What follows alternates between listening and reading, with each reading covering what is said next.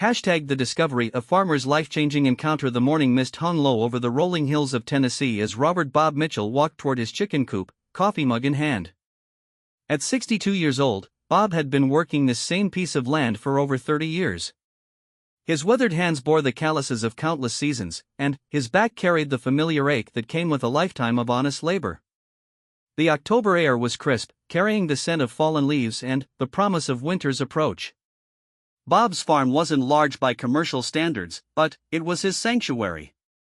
200 acres of gently sloping pasture, a modest farmhouse that his grandfather had built in 1947, and enough livestock to keep him busy from dawn until dusk. His prized possession was a flock of 40 Rhode Island red hens that produced the finest eggs in Williamson County.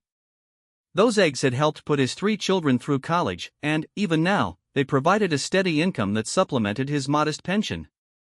As he approached the wooden coop he had built himself 15 years earlier, something felt different. Bob had developed an intuition about his farm over the decades. Every sound, every shadow, every shift in the animal's behavior told him a story. This morning, the chickens seemed more agitated than usual. Their clucking was sharper, more urgent. He quickened his pace, wondering if a fox or raccoon had found a way past his carefully constructed defenses. The wire mesh gate to the chicken run stood slightly ajar. Bob frowned, certain he had secured it the night before. His routine was as rigid as clockwork: feed the animals, collect the eggs, secure all the gates, check the perimeter. He had followed this same pattern for years without fail. Yet here was evidence that something had disturbed his careful order. Bob pushed open the gate and stepped into the run. The chickens scattered away from him, more skittish than normal. His eyes immediately went to the nesting boxes where his hens laid their daily bounty. Several of the boxes appeared disturbed, the straw scattered and disheveled. His heart sank as he began his count. Where he should have found nearly 3 dozen eggs, only 18 remained. "Well, I'll be," he muttered, scratching his graying beard. In all his years of farming, he had dealt with his share of predators and thieves. Raccoons were clever with their tiny hands, able to reach through the smallest gaps. Snakes could swallow eggs whole, leaving no trace behind. But this felt different. The missing eggs were gone without a shell fragment or sign of struggle. This wasn't the work of an animal. Bob spent the next hour examining his coop with the thoroughness of a detective. He found a small section of wire mesh that had been carefully bent back, just large enough for a person to squeeze through. The ground near this makeshift entrance showed the faint impression of shoes, too small to belong to an adult man. His initial anger began to mix with curiosity and something that might have been concern. Over the next 3 days, Bob noticed a pattern. Each morning brought the same discovery: the gate ajar, the nesting boxes disturbed, and roughly half of his eggs missing. The thief was consistent, taking enough to be noticed but not enough to destroy his livelihood entirely. There was almost a politeness to the theft that Bob found strangely touching. On the 4th morning, Bob decided to solve the mystery. Instead of his usual routine, he woke before dawn and positioned himself in the old oak tree that overlooked his chicken coop. The branches were thick enough to support his weight and provided perfect cover among the autumn leaves. Armed with a thermos of coffee and his grandfather's binoculars, he settled in to wait. The sun hadn't yet crested the horizon when Bob saw movement near his coop. A small figure approached from the direction of the woods, moving with careful, practiced stealth. Through his binoculars, Bob could see it was a young girl, probably no more than 10 or 11 years old. Her clothes were too thin for the October morning, and her sneakers had holes that would offer little protection against the dew-soaked grass. Bob watched as the girl approached his chicken coop with the careful movements of someone who had done this many times before. She looked around nervously before sliding through the gap in the wire mesh she had created. The chickens barely stirred, apparently accustomed to her presence. With gentle, practiced hands, she began collecting eggs from the nesting boxes, placing them carefully in a cloth bag she carried. What struck Bob most was the girl's obvious care for his animals. She moved slowly and quietly, speaking in soft whispers to the hens. When one of the birds seemed startled, she paused and stroked its feathers until it calmed. This wasn't the behavior of a casual vandal or someone looking for easy mischief. This was someone who understood animals and treated them with respect. The girl collected exactly 14 eggs, leaving the rest undisturbed. She counted twice, as if following some internal rule about how many she could take without causing too much harm. Bob found himself impressed by her self-imposed restraint. She could have taken every egg in the coop, but she chose not to. As the girl prepared to leave, Bob faced a decision that would haunt him for years if he chose wrongly. His first instinct was to climb down from his perch and confront the thief. The practical farmer in him demanded action to protect his property. But something about the girl's careful movements, her obvious hunger, and her respect for his animals gave him pause. Instead of confronting her immediately, Bob decided to follow. He waited until the girl had disappeared into the tree line before climbing down from the oak. Moving as quietly as his aging joints would allow, he tracked her path through the woods that bordered his property. The girl moved with the confidence of someone who knew these woods well, following deer paths and natural corridors that Bob had never explored despite living here for decades. After 20 minutes of careful pursuit, Bob emerged from the trees to see something that stopped him in his tracks. In a small clearing, barely visible from any road or neighboring property, sat a ramshackle trailer that had seen better days. The aluminum siding was patched with duct tape and plastic sheeting. A tarp stretched between two trees served as additional shelter, creating a makeshift outdoor living space. Clothes hung from a rope line, including several small garments that obviously belonged to children. The girl approached the trailer and knocked softly on the door. It opened to reveal a woman in her 30s, thin to the point of gauntness, with the hollow-eyed look of someone carrying too much weight on her shoulders. Two smaller children, a boy and a girl who couldn't have been older than 7 and 5 respectively, appeared behind their mother. Bob watched from the cover of the trees as the girl proudly displayed her collection of eggs. The woman's face lit up with relief and gratitude that was almost painful to witness.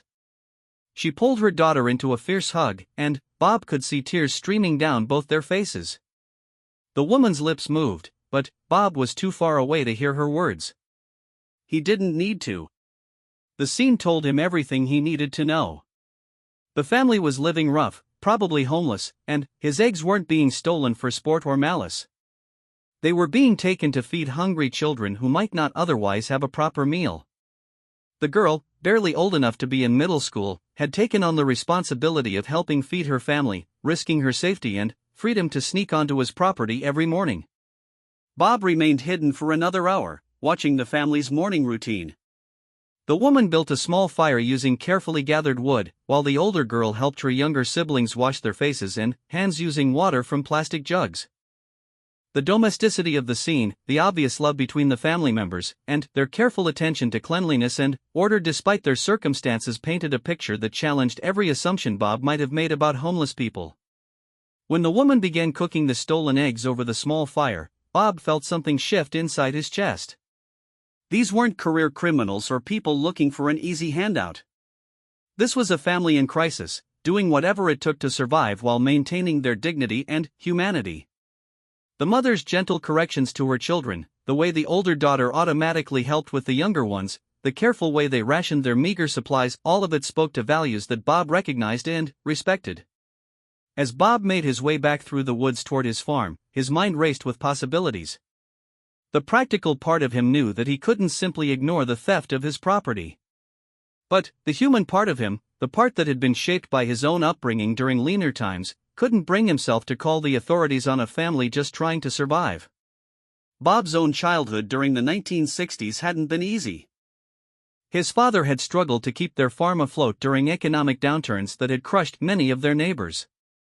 He remembered winters when meals were sparse and his mother performed miracles with whatever food they had available.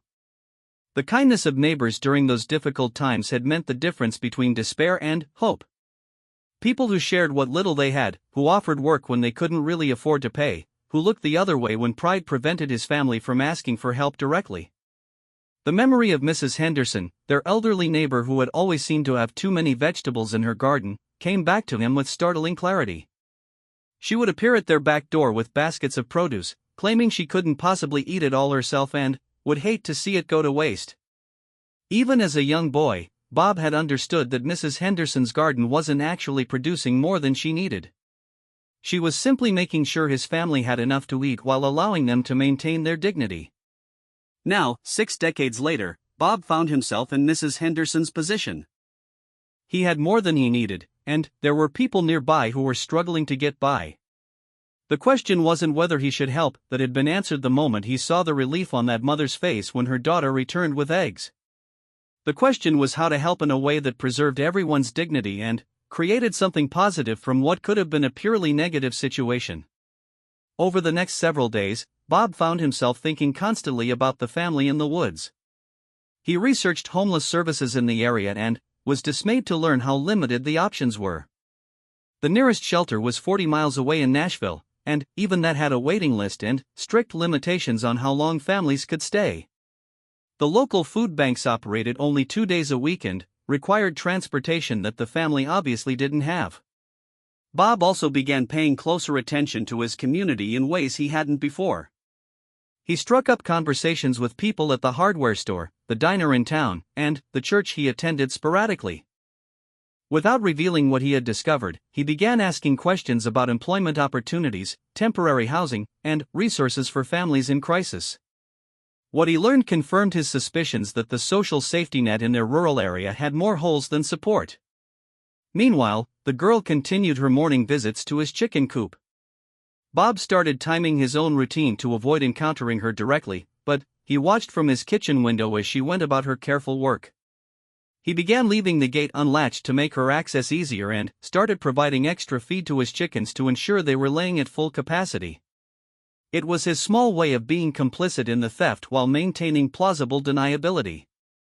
One morning, Bob noticed that the girl seemed to be moving more slowly than usual.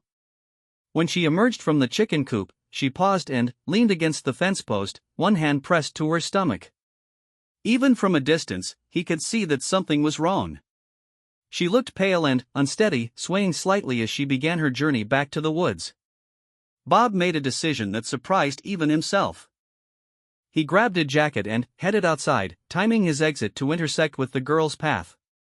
When he emerged from his house, calling out a casual morning, as if he were simply starting his daily routine, the girl froze like a deer caught in headlights. For a moment, they stared at each other across the morning mist. The girl's eyes were wide with fear, her hand still clutching the cloth bag of stolen eggs.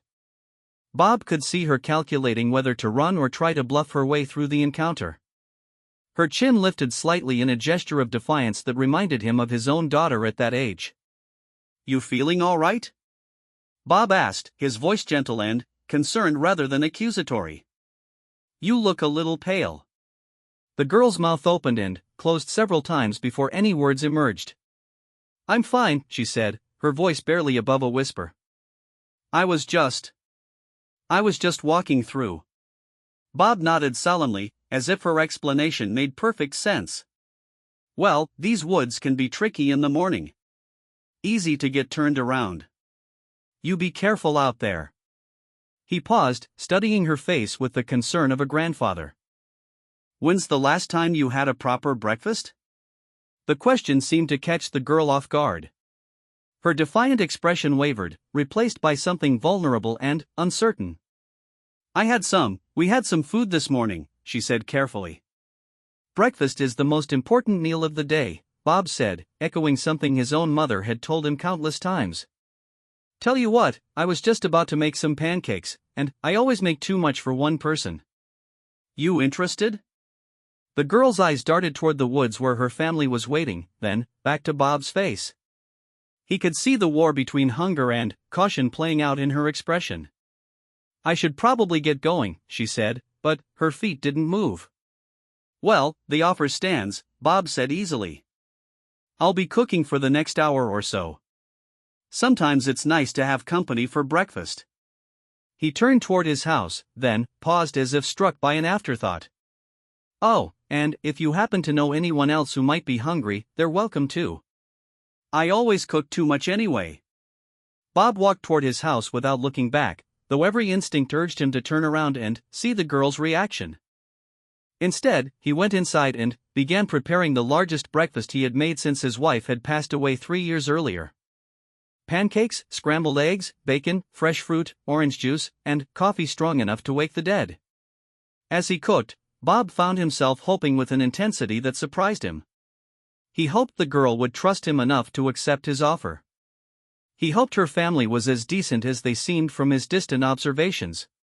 He hoped that this moment of connection might be the beginning of something that could help them all. 40 minutes later, as Bob was flipping the last batch of pancakes, he heard a soft knock on his kitchen door. Through the window, he could see the girl standing on his back porch, no longer alone. The woman he had seen at the trailer stood beside her, holding the hands of the two smaller children. All of them looked nervous but determined, dressed in their cleanest clothes despite the obvious limitations of their wardrobe. Bob opened the door with a smile that felt more natural than any expression he had worn in months. "Perfect timing," he said warmly. "I was just about to sit down to more food than any one person should attempt to eat alone." The woman's eyes filled with tears as she looked at the spread Bob had prepared. "Sir," she began, her voice thick with emotion, "I need to tell you that." Bob held up a gentle hand to stop her. "The only thing you need to tell me right now is how you like your coffee," he said kindly. "Everything else can wait until after we eat. I'm Bob, by the way. Bob Mitchell." "I'm Sarah," the woman said softly. "Sarah Chen. And this is Emma, Marcus, and Lily." She gestured to each of her children in turn. Emma, the girl who had been visiting his chicken coop, gave him a shy smile. Marcus and Lily stayed close to their mother but looked at the food with unconcealed wonder. "Well, Sarah, Emma, Marcus, and Lily," Bob said, his voice warm with genuine pleasure, "welcome to my kitchen. I hope you brought your appetites, because I may have gotten a little carried away with the cooking." As they settled around Bob's kitchen table, sharing the first real meal the Chen family had eaten in weeks, none of them could have predicted how this simple breakfast would transform all of their lives. The conversation was tentative at first, focused on safe topics like the weather and the beautiful Tennessee countryside. But, gradually, as trust began to build around the shared table, the real stories began to emerge. Sarah's husband had died in a construction accident 8 months earlier.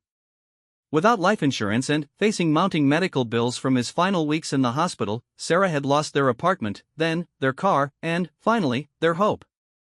She had been working part-time jobs when she could find them, but, without reliable transportation or childcare, steady employment had proven impossible to maintain. They had been living in the trailer for 6 weeks, having found it abandoned on land that didn't seem to belong to anyone. Emma had discovered Bob's chicken coop during one of her explorations and had initially taken only 2 eggs, terrified of being caught but desperate to feed her hungry siblings. When Bob didn't seem to notice the missing eggs, she had grown bolder, developing the routine that had brought them all to this moment. Bob listened to their story without judgment, asking gentle questions and offering observations that showed he understood the impossible choices Sarah had been forced to make. When she apologized again for the stolen eggs, Bob waved away her concern with a casual gesture. "Those chickens lay more eggs than I know what to do with anyway," he said truthfully. "I've been taking boxes of them to the church for their food pantry every week. Better they went to hungry kids than sit around getting old." As the meal wound down and the children began to relax in the warmth of Bob's kitchen, he found himself studying their faces and thinking about possibilities he hadn't considered in years.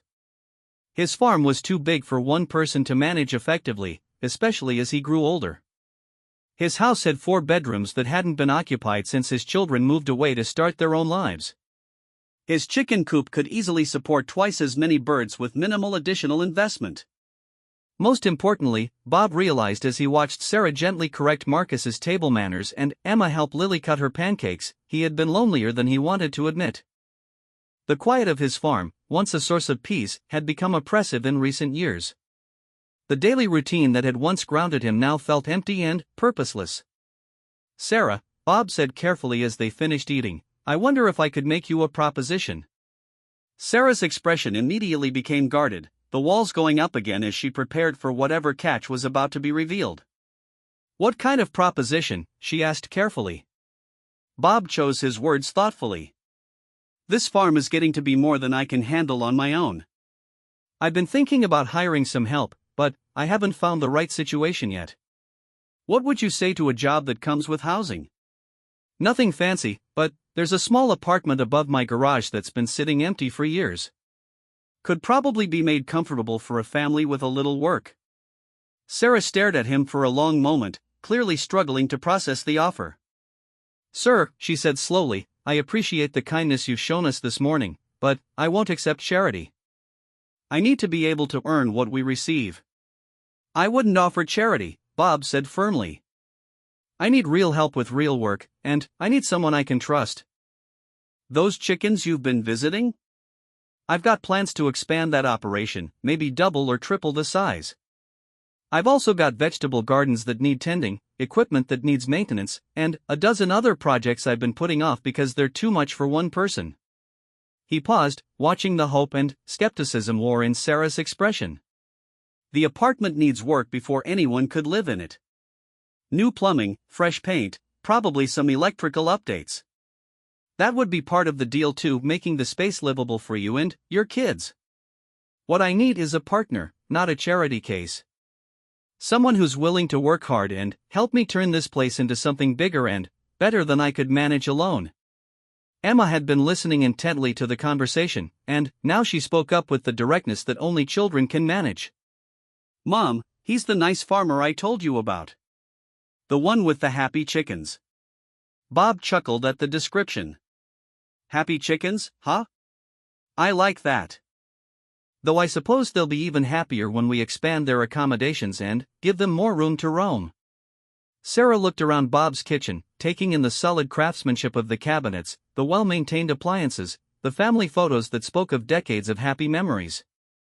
She looked at her children, who were already more relaxed and hopeful than they had been in months. Finally, she looked at Bob's face, searching for any sign of deception or hidden agenda. What she saw there was something she hadn't encountered in a very long time: genuine kindness offered without conditions or expectations of anything in return except honest work and mutual respect. It was the kind of offer that seemed too good to be true, which made her want to reject it out of self-protection. But it was also exactly what her family needed, and her children's welfare had to come before her pride. "I need to be clear about something," Sarah said finally. "I don't know much about farming. I worked in an office before Marcus was born, then stayed home with the kids while my husband supported us. I can learn, and I'm willing to work hard, but you'd be taking a chance on someone without experience."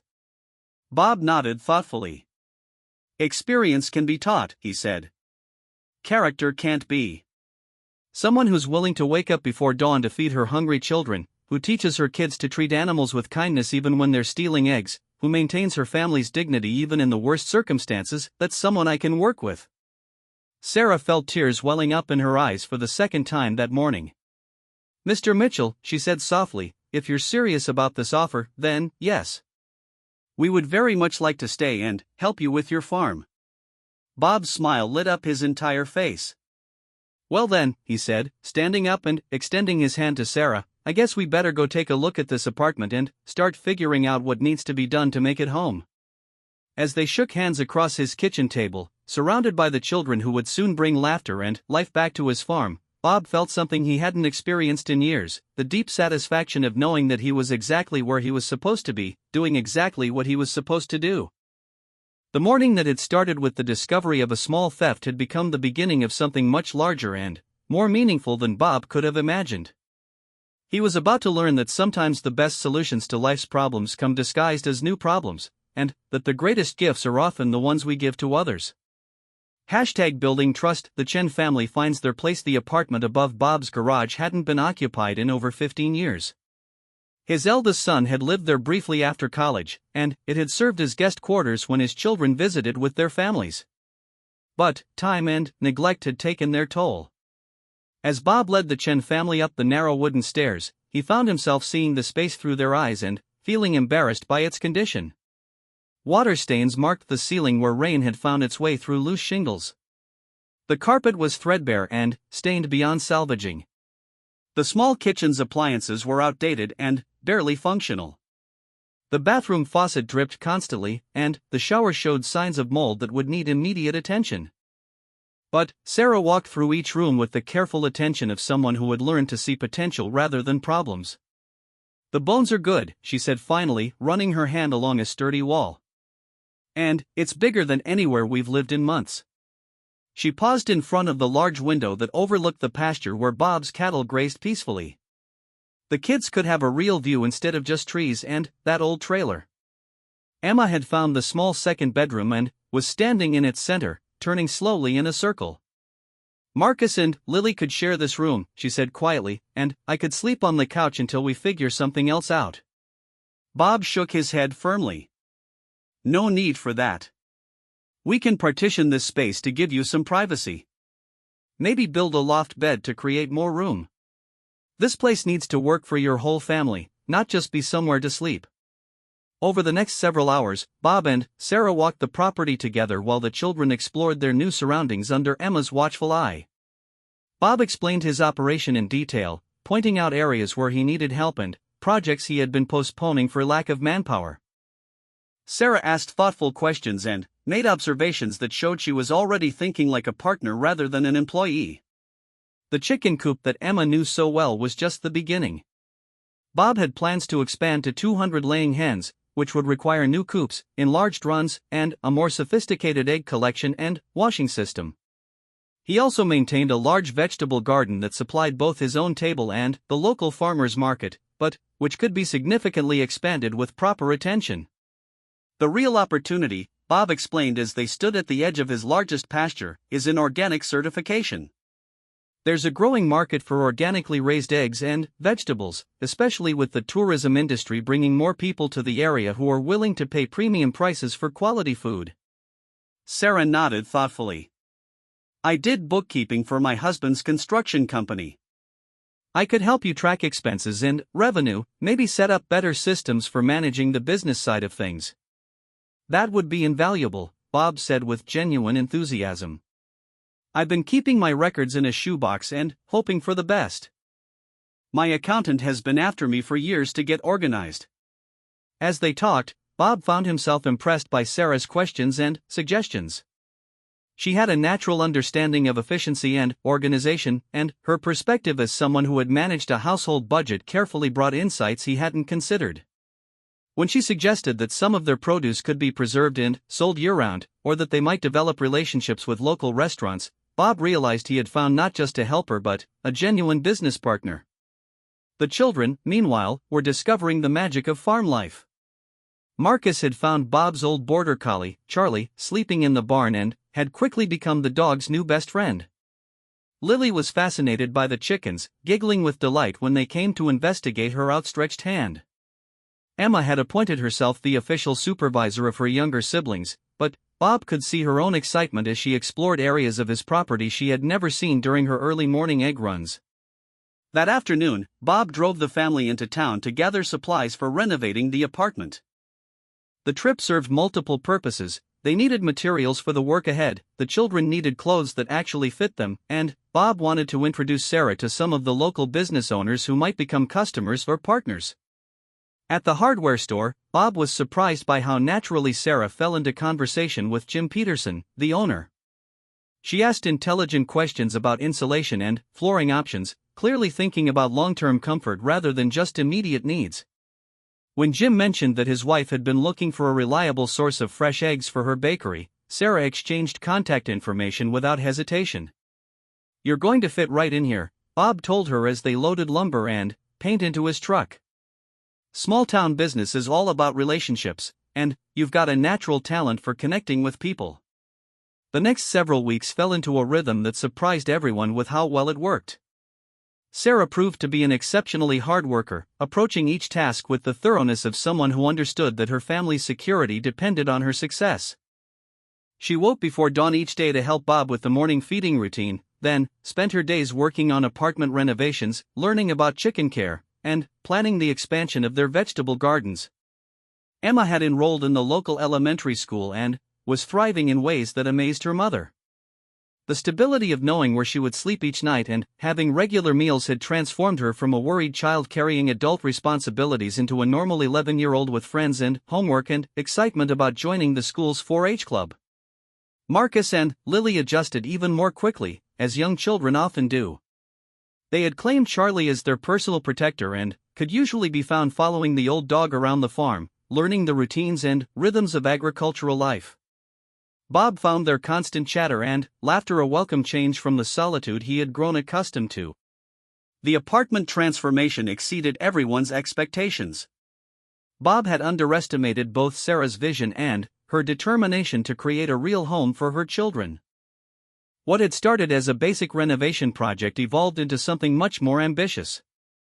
Sarah had researched online tutorials and learned to install tile, paint with professional precision, and even do basic electrical work under Bob's supervision. The most dramatic change was in the main living area, where Sarah had convinced Bob to remove a wall that divided the kitchen from the living room.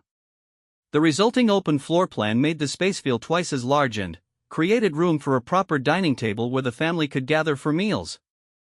She had sewn curtains from fabric remnants found at the local thrift store and created artwork from photographs of the farm that Bob had taken over the years.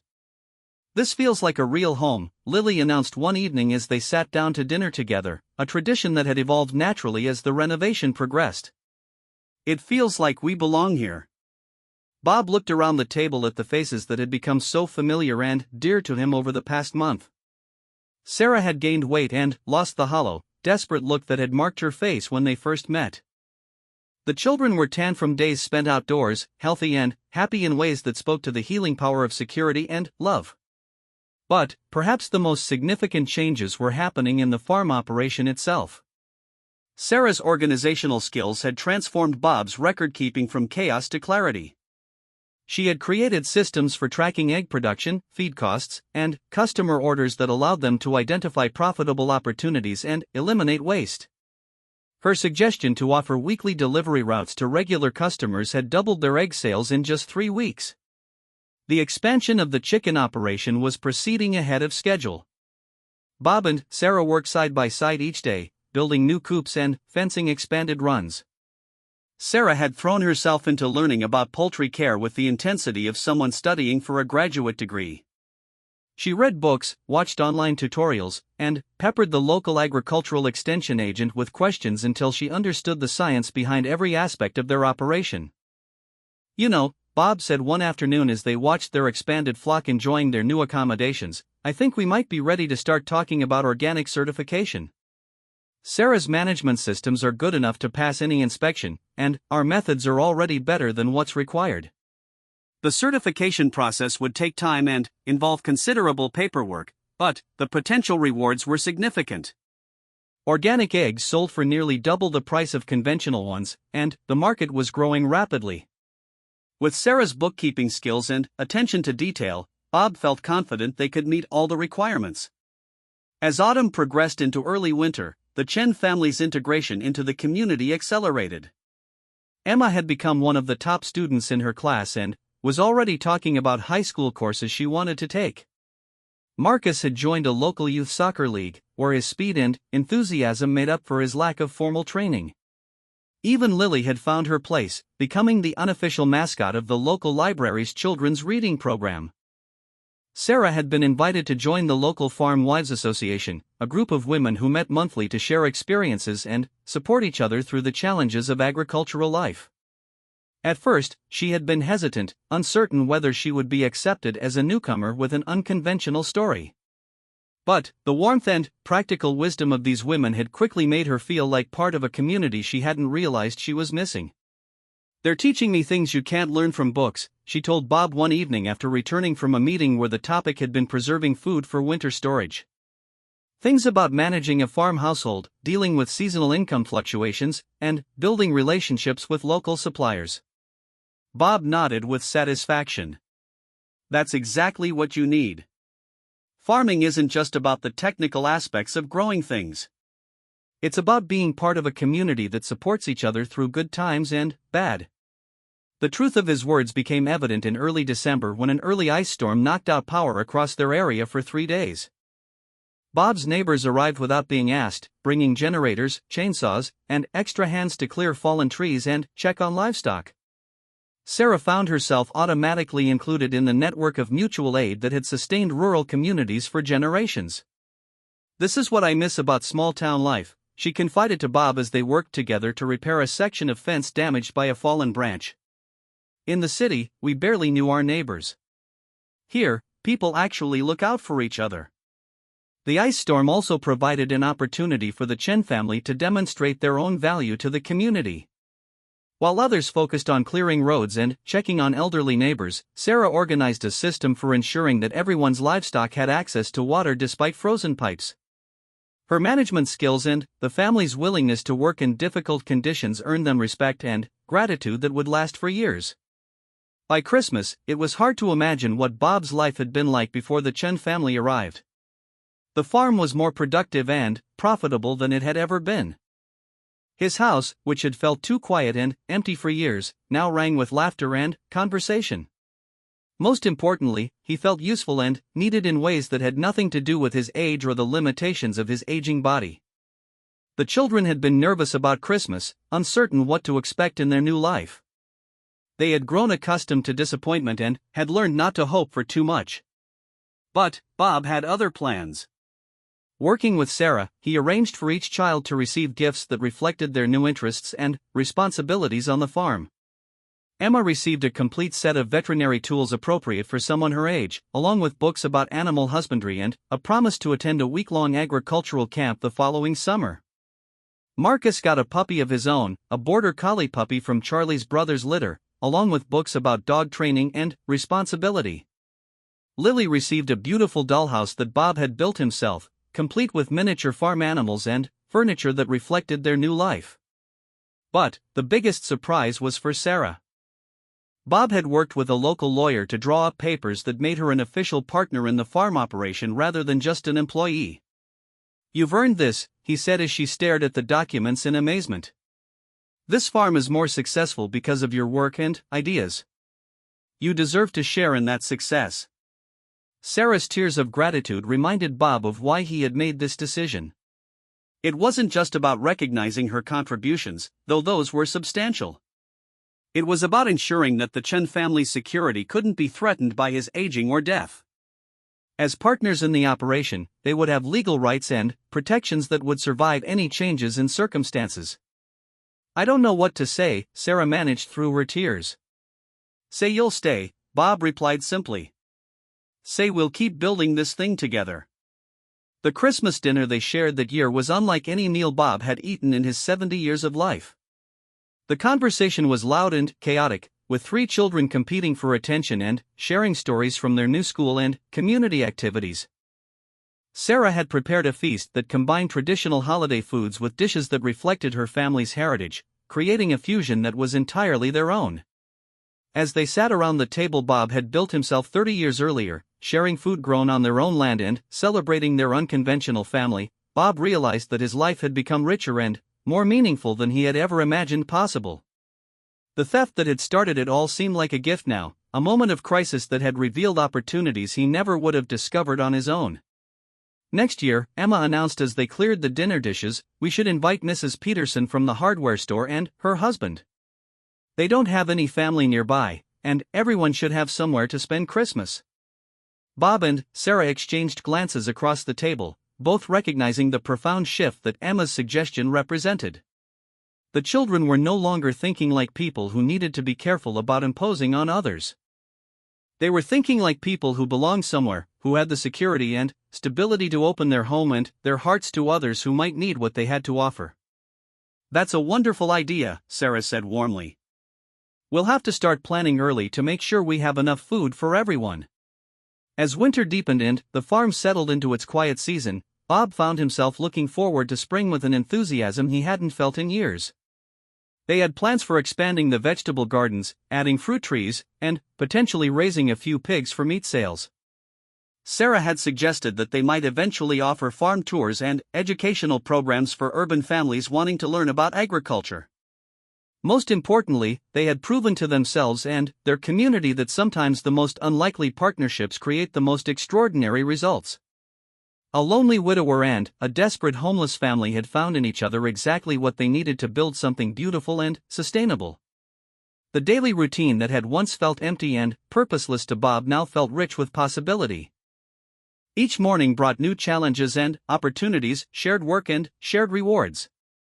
The farm that had been too much for one aging man to manage had become the perfect size for a family working together toward common goals.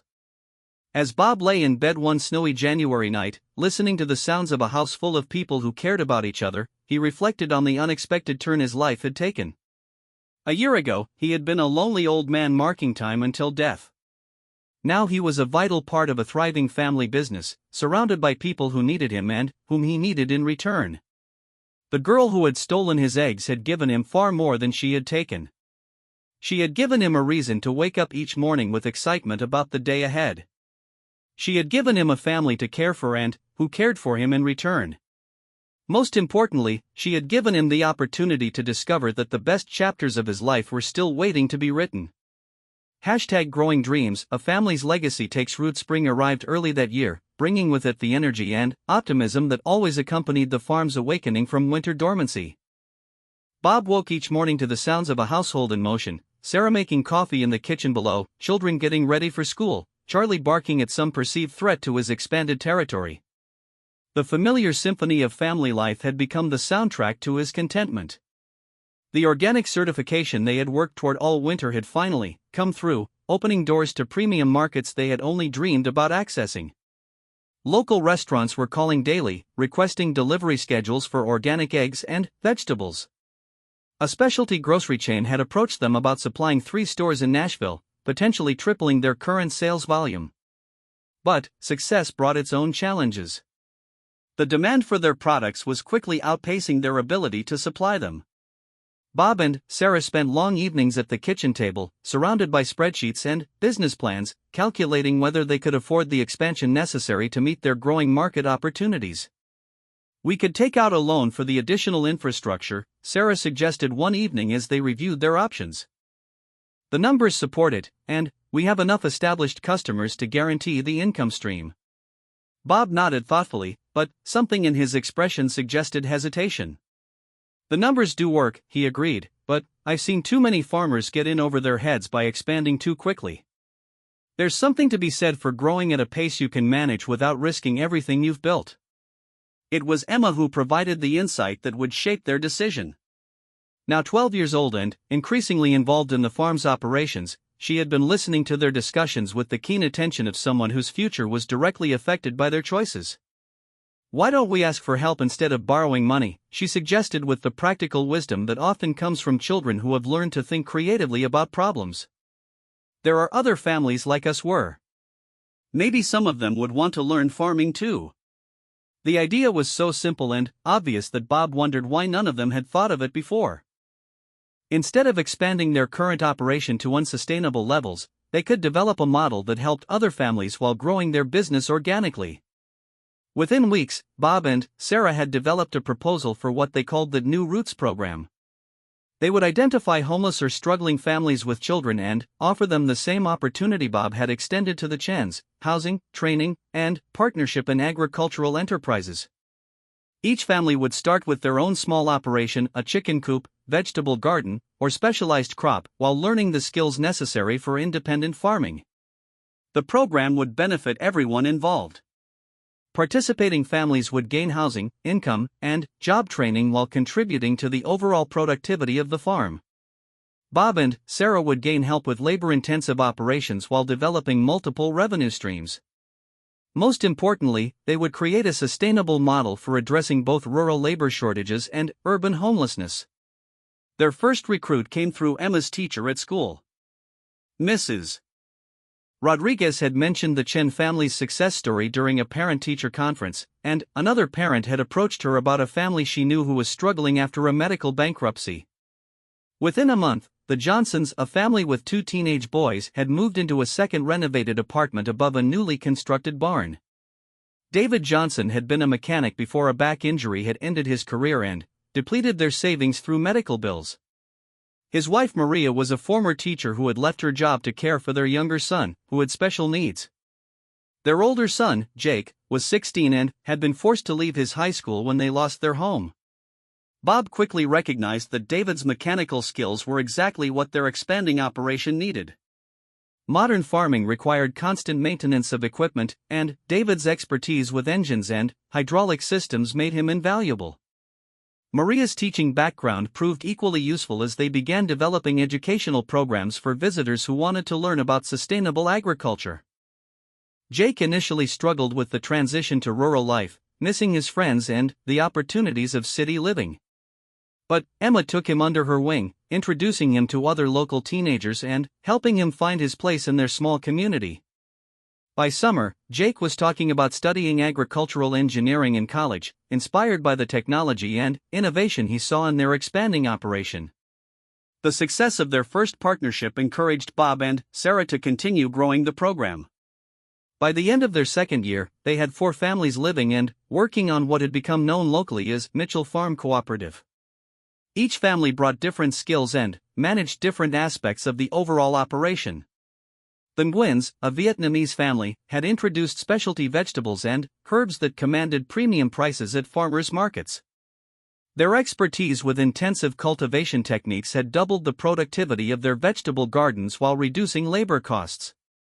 The Rodriguez family had developed a successful goat operation, providing milk, cheese, and meat to local restaurants.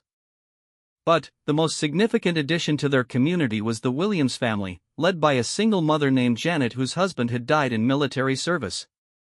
Janet's 2 daughters, ages 8 and 10, had initially been shy and withdrawn, carrying the trauma of loss and instability. But the healing environment of the farm, combined with the support of their extended chosen family, had gradually restored their confidence and joy. Janet herself had surprised everyone with her natural talent for marketing and customer relations. Her background in military logistics had given her organizational skills that perfectly complemented Sarah's financial management abilities. Together, they had developed distribution systems that allowed the cooperative to serve customers throughout Middle Tennessee. The transformation of Bob's original 200-acre farm into a thriving cooperative of nearly 500 acres had attracted attention far beyond their local community. Agricultural extension agents brought students to study their model. Documentary filmmakers had asked permission to record their story. A major university had approached them about partnering on research projects related to sustainable agriculture and rural development. But the attention that mattered most to Bob came from his own children, who visited more frequently now that his home was full of life and purpose. His daughter Jennifer, a social worker in Atlanta, had been particularly impressed by the cooperative's success in addressing multiple social problems simultaneously. "Dad," she told him during a summer visit, "what you've created here is revolutionary. You're not just farming. You're demonstrating that communities can solve their own problems when they have the right support and leadership." Bob's son Michael, an engineer in Texas, had contributed to the cooperative's technical development, helping them design solar power systems and water conservation infrastructure. His youngest son, Robert Jr., had begun bringing his own children to spend summers at the farm, wanting them to experience the values and work ethic that the cooperative embodied. The financial success of the operation had exceeded everyone's expectations. Within 3 years, the cooperative was generating enough revenue to provide comfortable livings for all 5 families while building reserves for further expansion.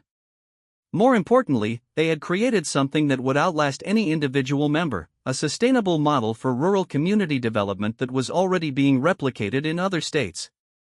Emma, now 15 and clearly destined for leadership roles, had begun writing about her experiences for the local newspaper.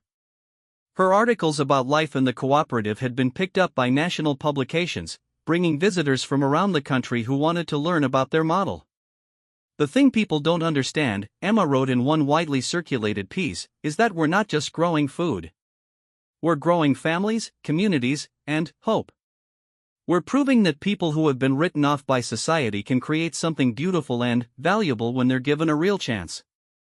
Bob often reflected on how different his life might have been if he had chosen to simply call the police that first morning when he discovered someone stealing his eggs.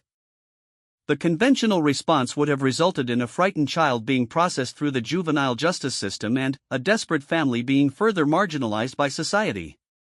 Instead, his decision to respond with curiosity rather than anger had created ripples of positive change that continued to expand. The cooperative now employed 15 adults and was providing education and opportunities for 12 children who might otherwise have been trapped in cycles of poverty and despair. The model they had developed was being studied by policymakers interested in addressing rural poverty, urban homelessness, and agricultural labor shortages. But, for Bob, the most meaningful measure of their success was much simpler: the laughter of children playing in his yard, the satisfaction of meaningful work shared with people he cared about, and the deep peace that came from knowing his life had made a positive difference. On quiet evenings, Bob would often walk through the cooperative's expanded facilities, checking on livestock and enjoying the productive bustle of a community that functioned like an extended family. The original chicken coop where Emma had once stolen eggs was now just one small part of an operation that included multiple barns, greenhouses, processing facilities, and family homes. But that modest coop remained Bob's favorite spot for reflection.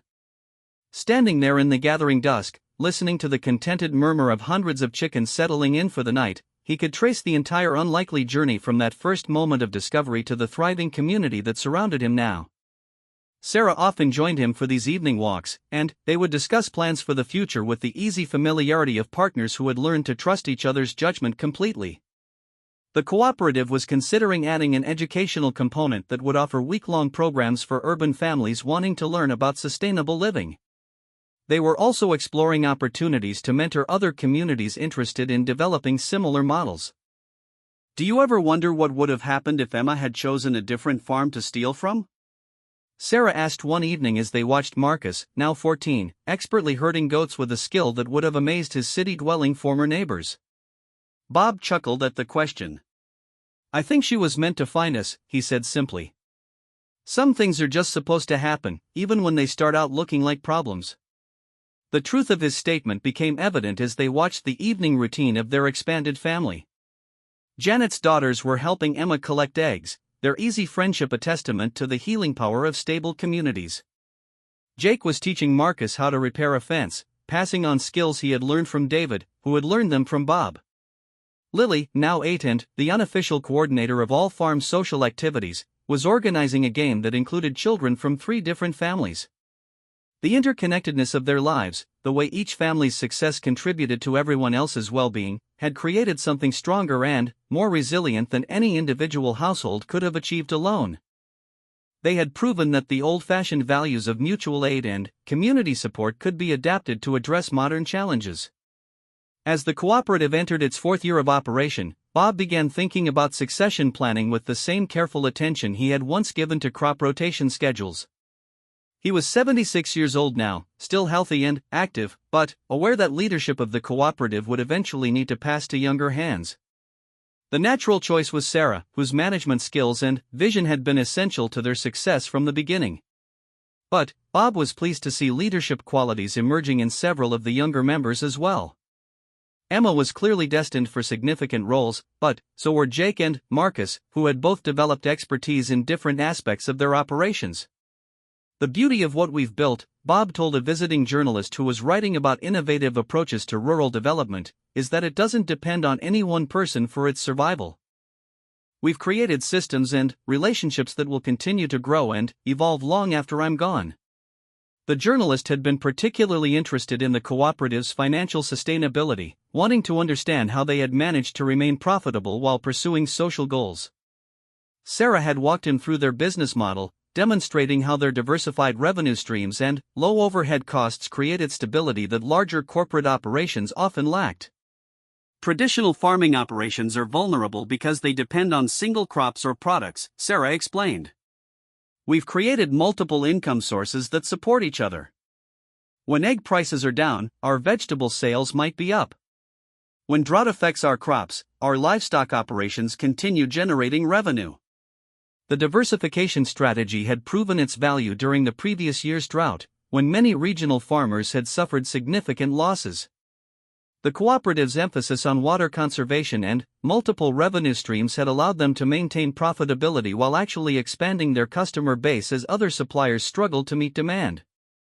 But perhaps the most innovative aspect of their model was the way they had structured ownership and profit sharing. Each family owned their specific operations while participating in shared infrastructure and marketing systems. Profits were distributed based on both individual productivity and contributions to community welfare, encouraging both personal responsibility and cooperative spirit.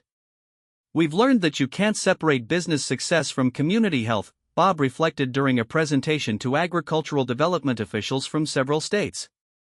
Our families work harder and more creatively because they know their efforts benefit not just themselves but people they care about. The presentation had been part of a conference on innovative solutions to rural economic challenges, and the interest in their model had been overwhelming. Several communities were already implementing variations of their approach, adapted to local conditions and needs. But, for all the external recognition and opportunities for expansion, the heart of the cooperative remained the daily rhythms of family life. Bob's greatest pleasure came not from speaking engagements or media attention, but from moments like watching Emma teach Lily how to gentle a nervous chicken, or seeing Marcus and Jake work together on a project with the easy collaboration of brothers. The children who had arrived as traumatized refugees from economic disaster had grown into confident young people with deep roots in their community and clear visions for their futures. Emma was planning to study agricultural policy in college, with the goal of developing programs that could replicate their model on a larger scale. Jake had been accepted to engineering school on a scholarship, planning to specialize in sustainable technology for small farms. Marcus had shown remarkable aptitude for animal husbandry and was already talking about veterinary school. Even the younger children were developing skills and interests that reflected their unique upbringing. Lily had become the cooperative's unofficial historian, documenting their daily life through drawings and stories that captured both the practical challenges and emotional rewards of their unconventional family structure. "When I grow up," Lily announced during one of their regular family dinners, "I want to help other kids like we used to be. Kids who don't have homes and don't have enough food." Her comments sparked a conversation about legacy and purpose that continued long after the dinner dishes were cleared. Each adult around the table had arrived at the cooperative through circumstances that could have broken them. Instead, they had found strength in their shared commitment to creating something better for their children. "That's exactly what we are doing," Sarah told Lily. "Every day we run this place successfully, every family we help get back on their feet, every child who grows up healthy and confident here, that's how we help kids like we used to be." As Bob listened to the conversation, he felt the deep satisfaction that comes from knowing your life's work will continue long after your direct involvement ends. The cooperative had become something larger than the sum of its parts, a living demonstration that communities could address their own challenges when they combined practical solutions with genuine care for each other's welfare. The girl who had once stolen his eggs to feed her hungry siblings was now a young woman preparing for college, her future bright with possibilities that had been unimaginable during those desperate morning raids on his chicken coop. The mother who had once lived in an abandoned trailer, terrified of discovery, was now a respected business partner and community leader whose expertise was sought by agricultural organizations across the region. Most importantly, the lonely old man who had once wondered if his life had any remaining purpose had discovered that his greatest contributions were still ahead of him. By choosing compassion over punishment, partnership over charity, and community over isolation, he had helped create something that would benefit generations of families he would never meet. On the 5th anniversary of Emma's first visit to his chicken coop, Bob organized a celebration that brought together everyone who had been touched by the cooperative's work. Former neighbors who had moved away returned for the event. Agricultural specialists who had studied their model attended with their families. Local officials who had supported their expansion efforts joined the festivities. But the moment that meant the most to Bob came when Emma stood up to speak to the gathered crowd. Now 17 and preparing for her senior year of high school, she had grown into the kind of young woman who commanded attention not through force of personality but through the quiet authority that comes from deep knowledge and genuine caring.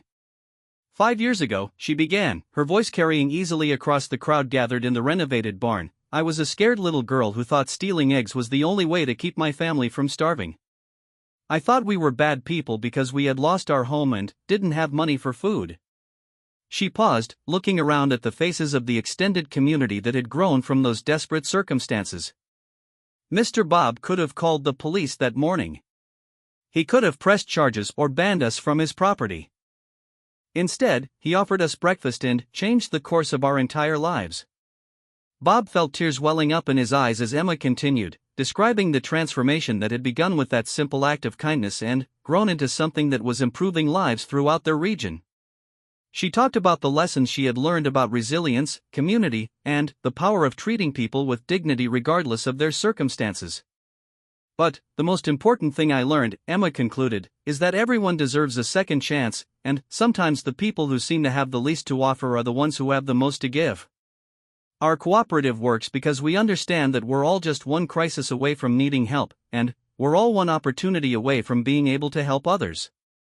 As the crowd erupted in applause, Bob felt a sense of completion that had nothing to do with endings and everything to do with the certainty that his life had mattered. The work would continue, the families would thrive, and the model they had built together would keep growing and evolving long after he was gone. The stolen eggs that had started it all had grown into something immeasurably larger, a thriving community of families who had learned that their greatest strength came not from individual achievement but from their commitment to each other's success. It was a legacy worth celebrating, and a foundation for dreams that had yet to be imagined.